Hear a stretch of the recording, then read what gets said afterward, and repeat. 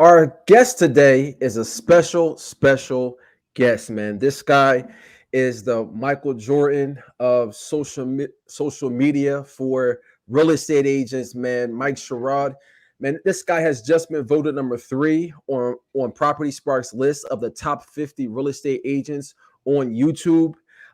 Was ranked number one realtor on social media in Calgary and Alberta, which is in Canada. For those of you who don't know, trained over 3,000 agents to scale their business using social media.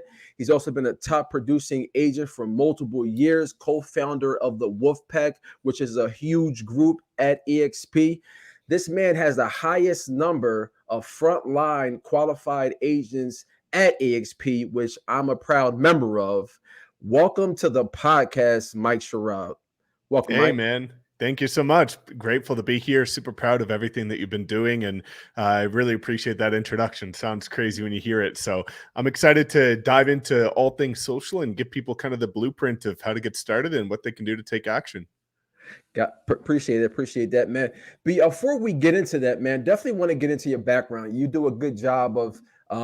I know that you went to the university, you graduated with an engineering degree, got into engineering, saw this it wasn't something that you were too much fond of, so you jumped into real estate. Kind of started door knocking and blowing them out the water. And I guess at some point in time, not stumbled, but came across social media and kind of found out how social media could propel your business. Tell us about that as far as when you were first a real estate agent, you're door knocking, and how you kind of came across social media. Yeah, definitely. It's a good question because when I got started in real estate, I was 24 years old. I just moved to the city. I didn't have a sphere or a network, and I was also broke. Even though I was making, $70,000 or whatever as an engineer, living expenses and stuff are high in the city, and I didn't have any flexible income. So for me, everybody was saying leverage your sphere. And I'm like, yo, I have no sphere.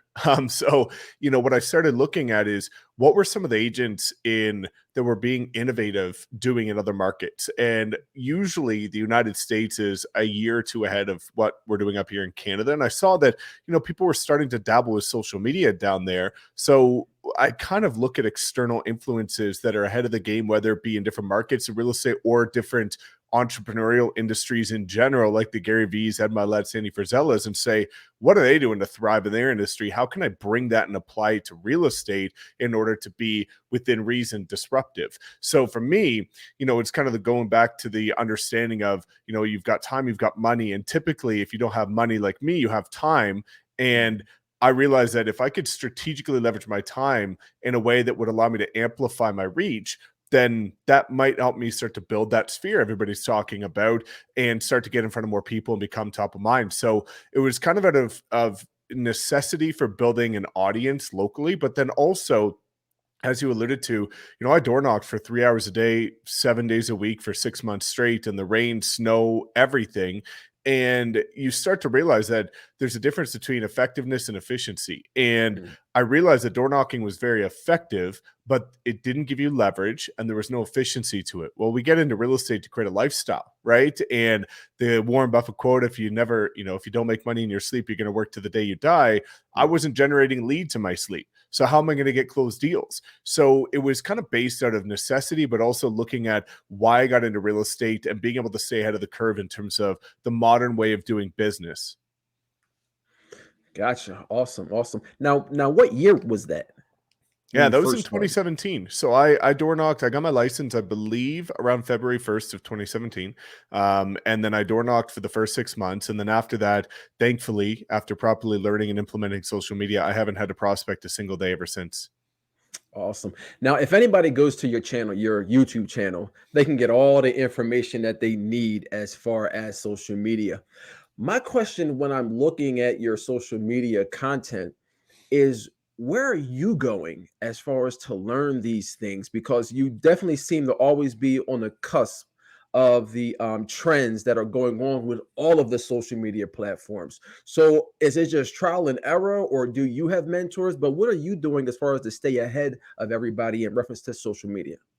Yeah, it's a great question. So it kind of goes back to why I even started social media, which is I find, even though different markets are ahead of Canada, I find as an industry itself, real estate is quite archaic, quite traditional, quite old school, and I realize that it's very behind the times. So for me, I oftentimes look at external influences in other industries, like my mentors Andy Frisella, Ed Milet. Like I start to look at what are other people doing to thrive in their lane that is usually ahead of the curve, and then I try and put my own spin on it and apply it to the real estate space so that we can be a little bit innovative with how we approach content. And I'm going to be doing a lot more of that this year starting in April, where I'm going to be kind of going to that next level of having a full-time videographer, coming on these journeys and adventures and things like that. So it's oftentimes kind of trying to be innovative and trying to stay ahead of the curve, but also trying to document the journey and build something that's relatable, because a lot of people in social media, they kind of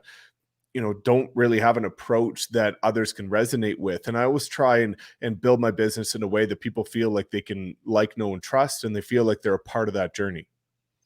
Okay, yeah, definitely. I mean, at the Wolfpack art group at EXP, I mean, we learn a ton of stuff from you and Connor. And it's just like we're just wondering, like, okay, what's next? Like, it's so much information, and it's quality information. And it's not information that you can just, a lot of it is not information that you can just go on YouTube and find. It's like things that you guys are coming up for us. Now EXP wasn't your first stop as far as a brokerage, correct? No, I've been at two other brokerages. Okay, okay. And if I remember correctly, you were at Remax first, or that was the second one? I was at Remax, was the first brokerage that I went to, and then I went to a local boutique brokerage called Redline Real Estate after that, before coming to EXP. Gotcha. Now, what made you make the jump? I mean, because I talked to a lot of agents about EXP, but what made you make the jump from those other brokerages to EXP? Yeah, it's a great question. And I was a typical case study of turning a blind eye to EXP, not being open to it, pushing it away when everybody would bring it up, because a lot of people were bringing it up in a way where it was more selfish in terms of, hey, Mike, I see your production as a top producer. I see you're active on social media. And people kind of approached it in a way of, almost made me feel like I was like a cash cow to them, or I was like something that would Mhm. bring them value. And nobody, until I met my current sponsor, Connor, actually sat down and said, hey, man, whether you want to explore this or not, just look at it with an open mind. And I want to show you how it would specifically help your business. And when somebody showed how it applied to my unique style of business, then I joined the next day.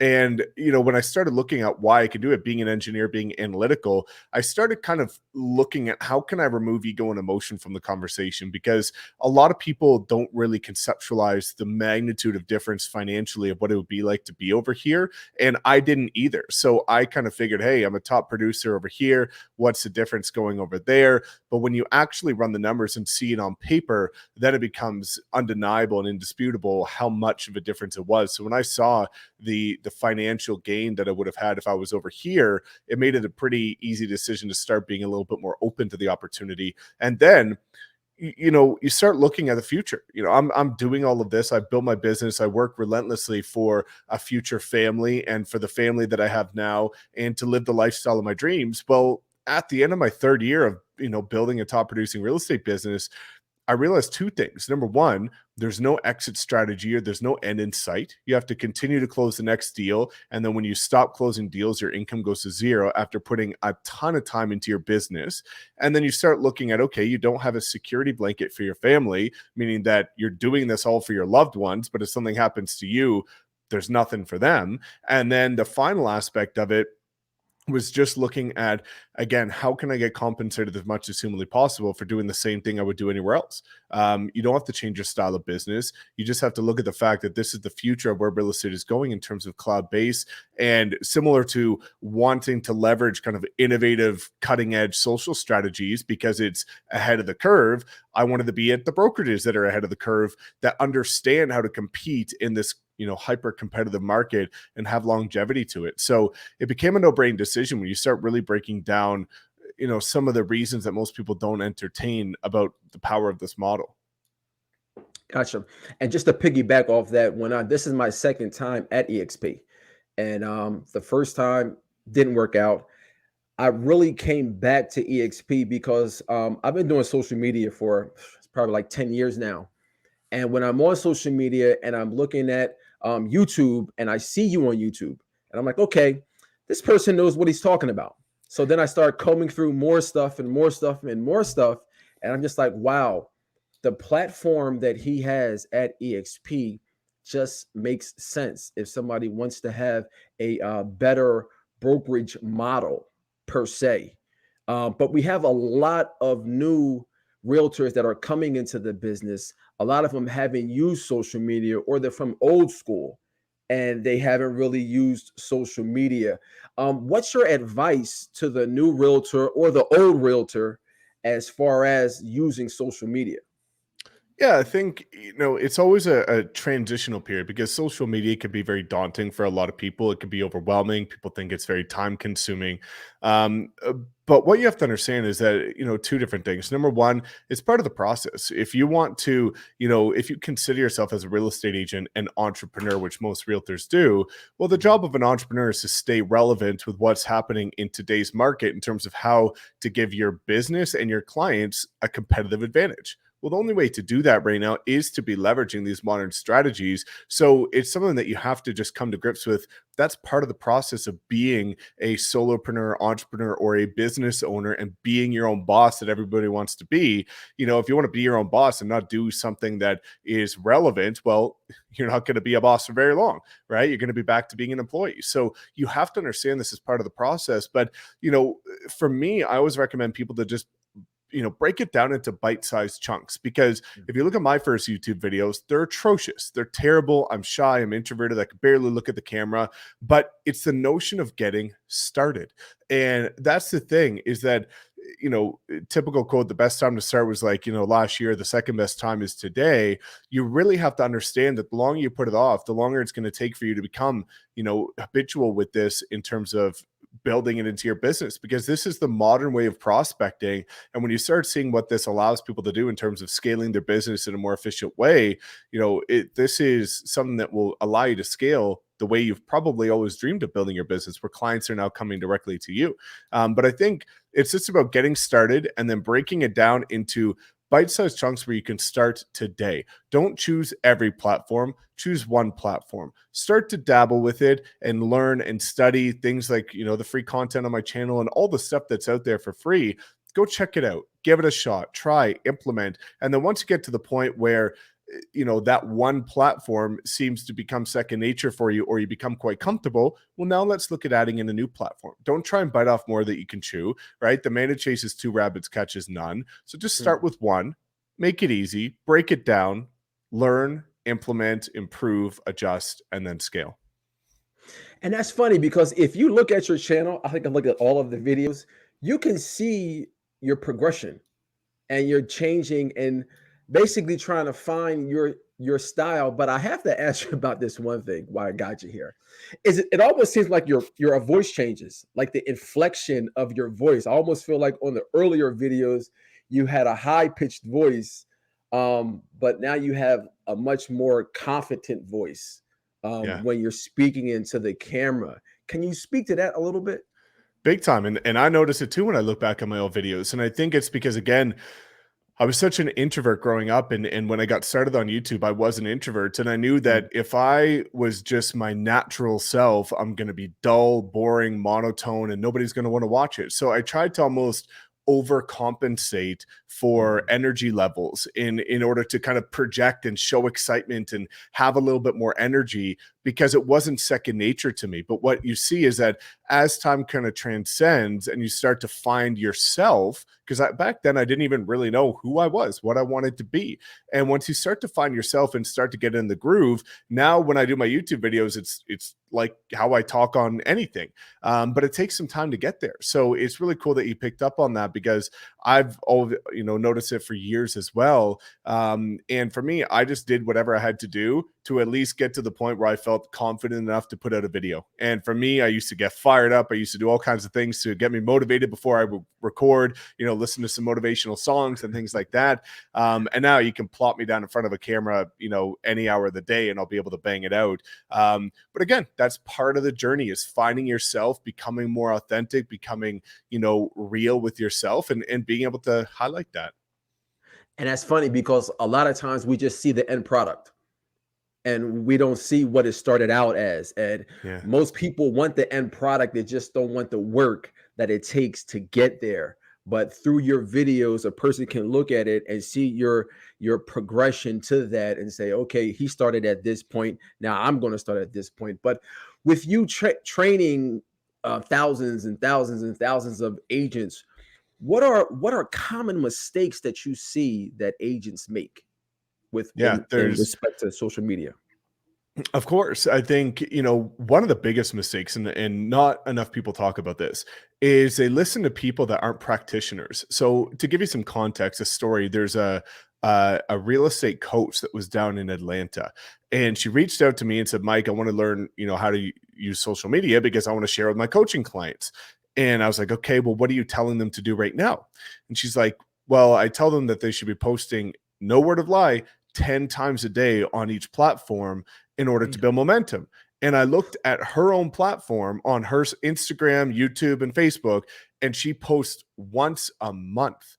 So it's like you're listening to people that are telling you because they just watched Gary Vaynerchuk or some craziness, and they're saying, well, he says they should do that, so I'm going to tell people I should do that. They don't live it. Like, they don't do it. So how can you practice or preach something that you're not practicing? And it's a shame because you've got these agents that are vulnerable, looking for solutions, eager to learn, wanting to take action, and they're listening to people that don't have a freaking clue what they're actually doing, and they're not even doing it themselves, and they never have, right? So of course, when you're at the level like Gary Vee, and you've got a multi 8-figure production studio that's running all of your content, you can afford to put out 10 pieces of quality content a day, but the average agent, or any agent for that matter, can't. So what, I really urge people to look at the source of information, and if they're actually practicing what they're preaching at the highest level, which I certainly try to do. Now, the next aspect that I find a lot of people struggle with social media is they kind of approach it in a very traditional real estate manner, where it becomes like a Homes and Land magazine. It becomes like a Zillow feed or Realtor.com feed of just properties. And again, everybody gets into real estate, and the most common, kind of piece of feedback as to why they get in is because they love working with people and they love helping people, but they don't even show themselves on their social media in order to connect with people to actually help them, right? So they get into the industry because they love connection with other people, but they're not even willing to build it through their own content. So not being on your content is one of the biggest mistakes as well. Inconsistency is the third mistake out of 4 that I'll talk about. And a lot of this comes down to lack of preparation and lack of creating a simple, streamlined, duplicatable process that you can replicate every time. I'm not ignorant to the fact that everybody has different style. Everybody has little nuances of how they like to approach things. So find what works for you and stick to it. But you have to, again, in order to be consistent, treat social media as a non-negotiable in your calendar. Treat it as a modern form of prospecting and a method of building your business. So you have to take it seriously. And the last aspect of it is, really look at the fact that, and this kind of goes back to the beginning point about looking at the source of information, find what works best for you in terms of the platform. Because, for example, one of the biggest gripes I have is there's people that have done decent on YouTube. So they're out here with their YouTube course telling people the only way to build your business is on YouTube. There's others that have done well on TikTok, and they're saying the only way you can succeed in real estate is on TikTok. Well, that's not the case. You can thrive with anything if you're consistent, if you learn how to optimize your content, and if you learn the simple best practices and nuances of each platform. So find what works best for you, because if you don't find something that you're actually going to enjoy, and let's say you hate long form video and you're better suited for short form, but somebody is telling you that YouTube's the only way, you're going to burn out. You're not going to have fun. You're going to hate it, and you're not going to be consistent. So try it all in the beginning. Find out what you find resonates best with your style of business and personality, and double down on it. And then over time, start to look at adding new things into your business. But don't think that there's one platform that is the be all end all of them can work. We've proven it with agents in our organization that have approached it in every possible way that you could, and all of them are thriving. So this is your business. Build it the way that you want to build it and have fun with it. And that's funny because I see these practitioners of, hey, just do this, and then after that comes the book. Hey, you should buy this book, and so it's like, as they say, kind of follow the money. I think anybody that looks at any of your content, they know that you're hanging your hat on YouTube for various number of different legitimate reasons. If somebody said, "Okay, Mike, I want to do YouTube. Okay, what should I get, or what equipment should I get, or how should I start?" That's a better question. How should I start? Then what would you tell them?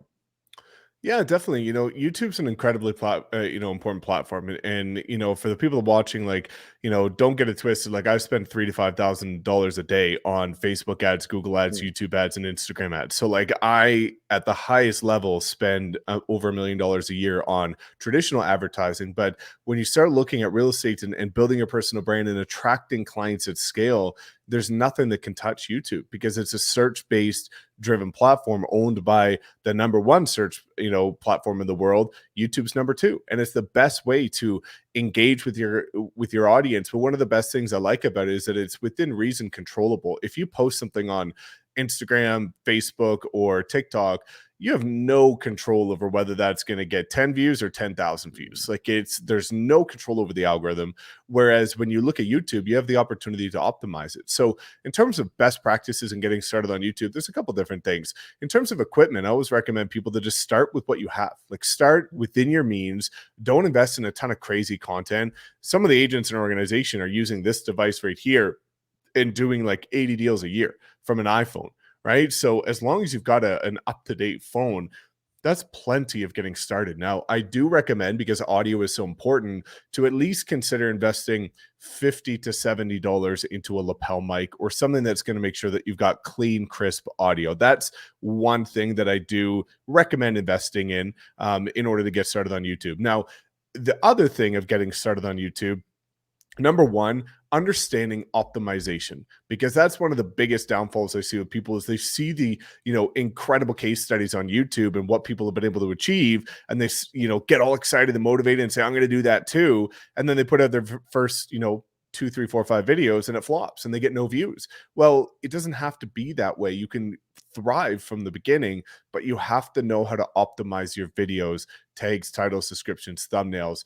in the beginning. So my recommendation is get started on the right foot, so that you never know which piece of content could blow up for you and be the next, client attraction magnet for you. Now, the second or the third aspect that I would say, aside from equipment and optimization, is becoming familiar with your niche. And I think this is important, because if you look at some people in an organization, some of them have thrived on YouTube by doing new construction property tours. Some of them have thrived by doing resale property tours. Some have done incredibly well by talking about local and community and city information. So find out what is in demand in your local market, what is your niche, and who do you want to be getting in front of, and then start to align your content with that target avatar in terms of the titles, the bullet points, and all the things that you need to do in the beginning to at least build momentum.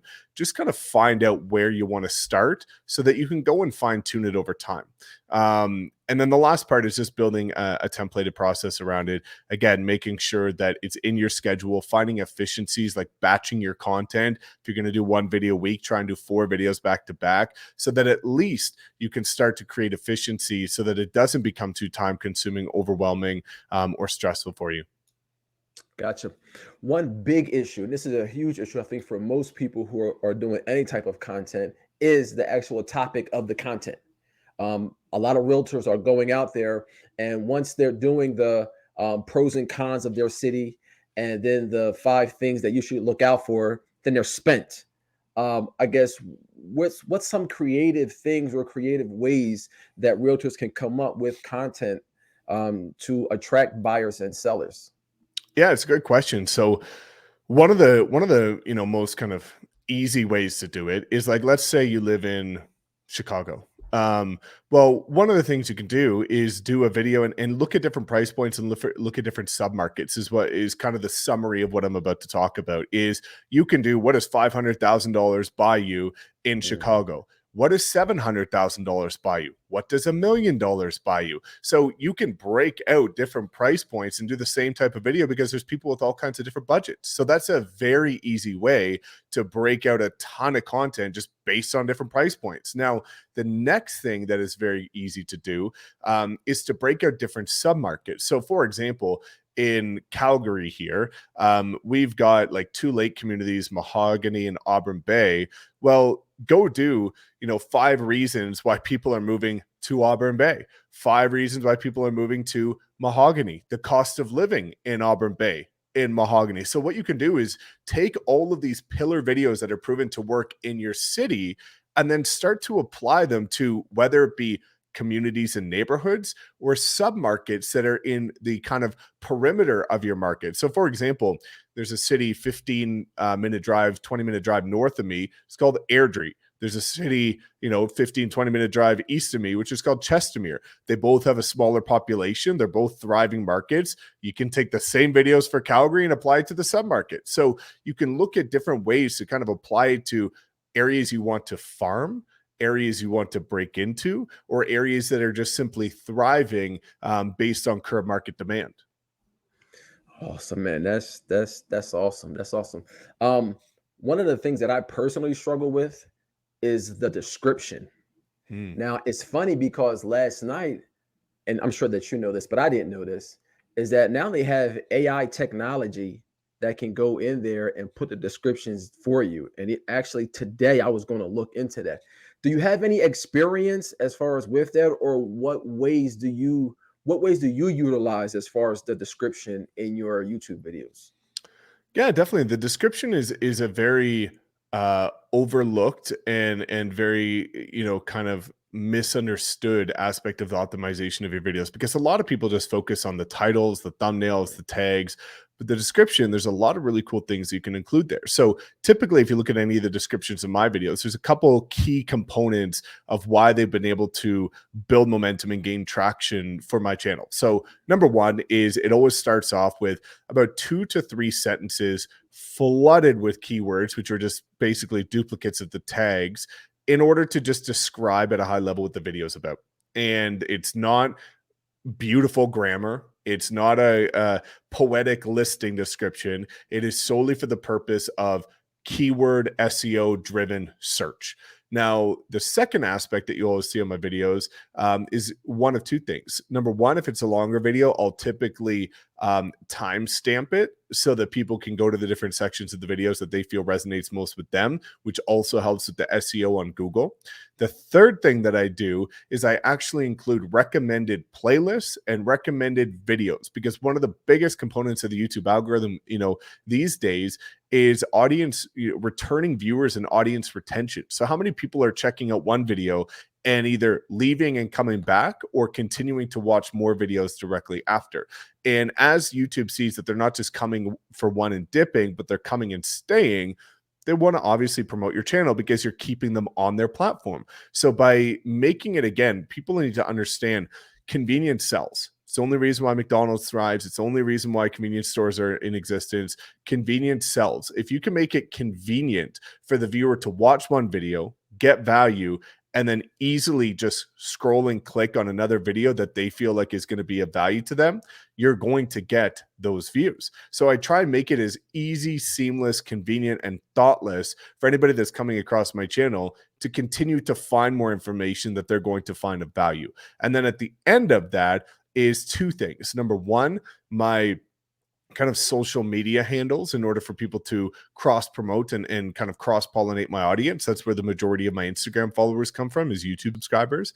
And then the last part is a description about you, who you are, what makes you unique. And that, again, can be tailored to a very market specific SEO type description, where you can kind of use it to your advantage. But different components where there's call to actions, there's returning viewer abilities, there's cross promotion, and then flooded with keywords to make sure that it's optimized from a search perspective.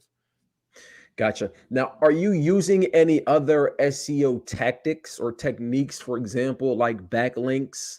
Are you using any of those? 'Cause I know like you can go on Fiverr and get people to give you 100 backlinks or something like that for SEO. So are you using anything else outside the box?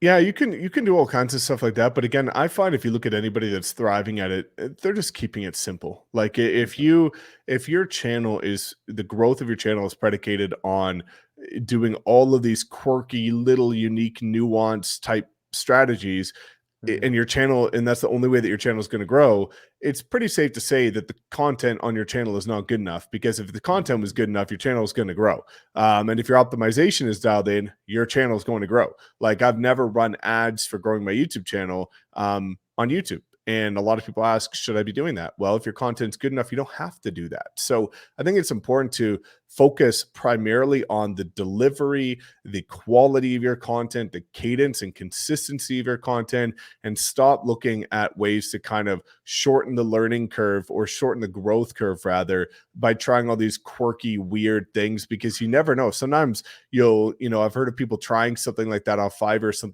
kind of weird strategy, and then suddenly their YouTube channel gets completely deleted and banned Mm. because YouTube Really? flags them for doing, quirky activity. Like it, Right. I don't want to ever put my channel in jeopardy. So I just focus on trying to, again, improve the quality of my content as time goes on. And then my hope is that people will continue to come watch. And that's an important point because I think what happens is people are on social media. So this is easy. It's something that's a leisure activity.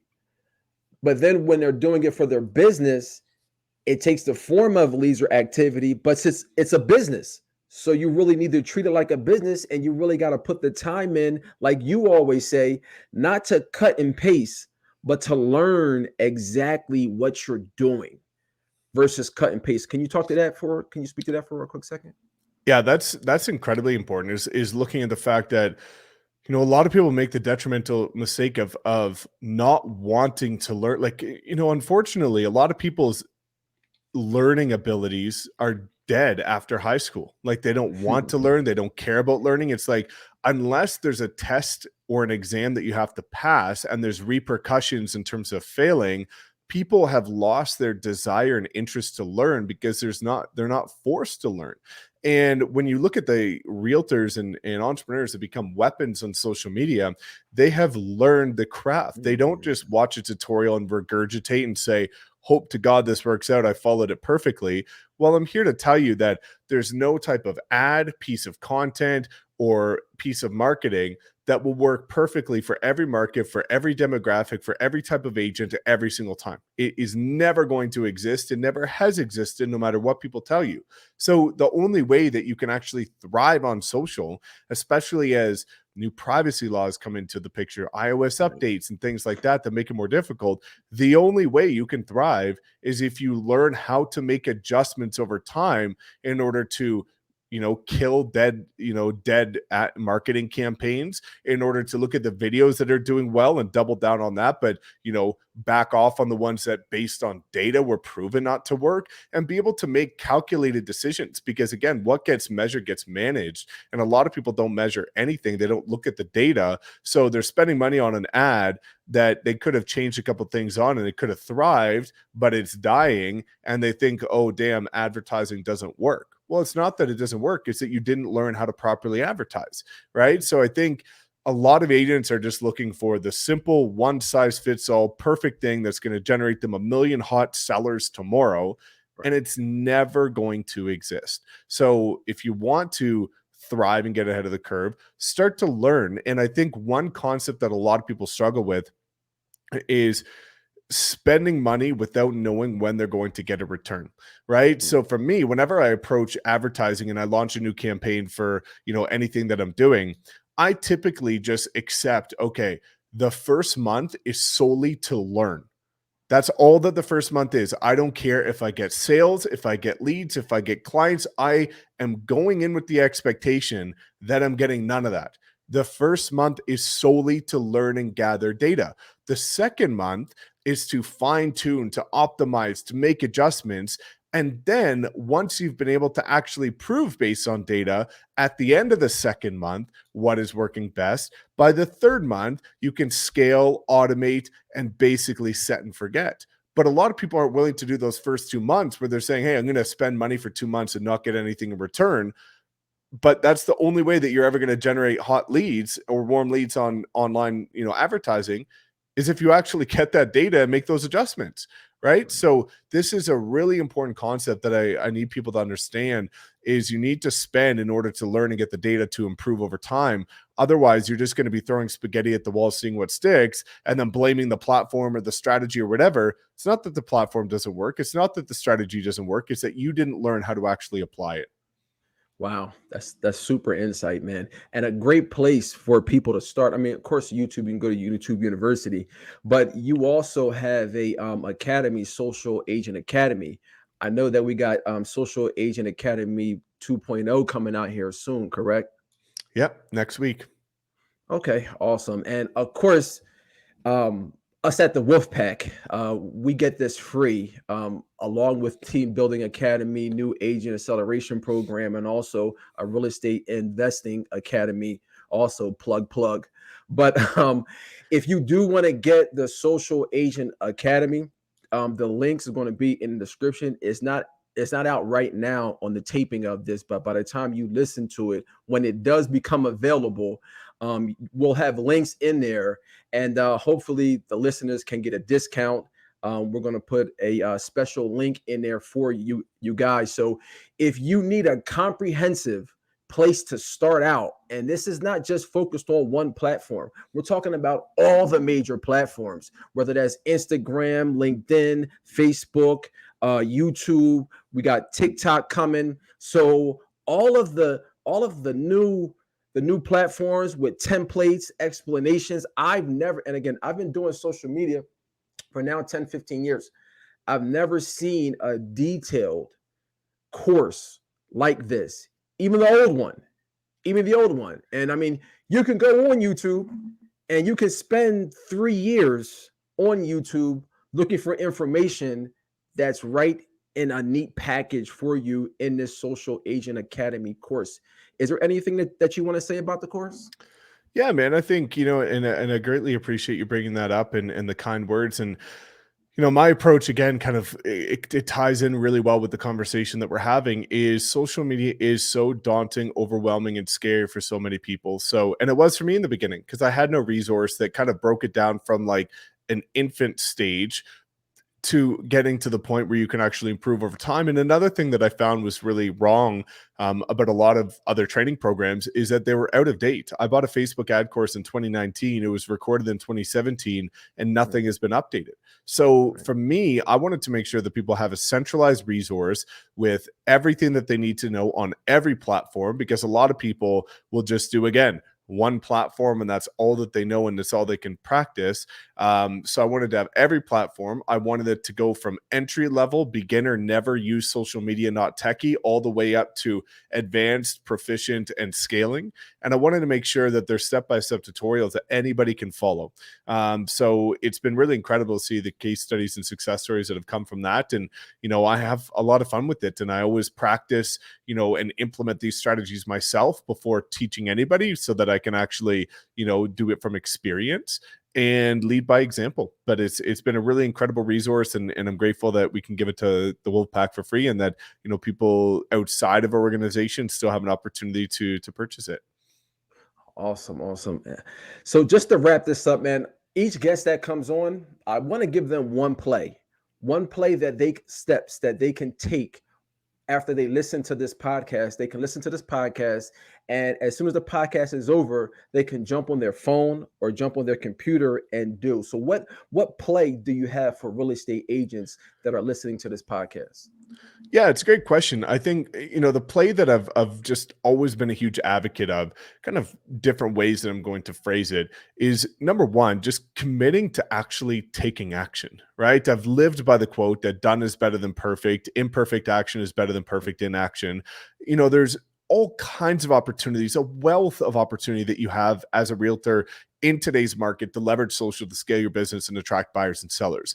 But the problem is people will try YouTube for 2 months and then say, I'm not getting the results, so I'm going to move on to TikTok. And then they try TikTok for 2 months and say, not really a fan of the short form. I'm going to go to Google ads. And then they try Google ads and they're too expensive. And then they say, well, maybe I'll try Facebook ads. If you look at it and commit to the process, every single thing you do has the ability to thrive and succeed and change your business forever. But number one, you have to commit to it and understand this is a long-term delayed gratification play. Even though you can get clients within your first month, you have to commit to the long game in the process. And number two, you have to not be one of the worst things I hear people say is that you're a perfectionist. Nobody's a perfectionist. That is a massive excuse for not Mm, wanting to take action, right? mm. I am detail oriented, but I will put something out there and fine tune over time, because what you'll see is I thought my first YouTube videos were perfect enough to put on video and on YouTube. Well, I look back and say, oh my God, I would never release that today, right? So your definition of perfect is going to change as you become more proficient with these platforms. So take action. Don't wait for something to be in your mind perfect, because in 6 months it's going to be imperfect, and just commit to the process, because it's been proven to work for every agent in every market of all demographics, old, young, experienced, new, every single time for those who commit to it. So understand that if you take action from this discussion that we've had today, which I highly encourage you to do, if things aren't working out as you're expecting it to, it's not that the platform doesn't work. It's not that the strategy doesn't work. It's that you didn't commit and go all in on these strategies. So really dive deep, take action, commit to the process, and fine tune it over time. Awesome, man. Awesome. Well, Mike came through and shut it down. Again, if you're looking at this, you'll be able to see the links for the Social Agent Academy. If you're listening to this, you can always go to socialmediarealestateagents.com, and that's going to have everything going. And so, Mike, I definitely want to thank you for your time, man. I'm going to let you get out of here and get back to your day, man. Any last words for the people or for the agents? Yeah, guys, again, I want you to make sure that you get in the habit of implementation. And there's going to be a lot of people that are going to go get off this call and go down the rabbit hole for the next 2 months on social media, different tutorials, different strategies.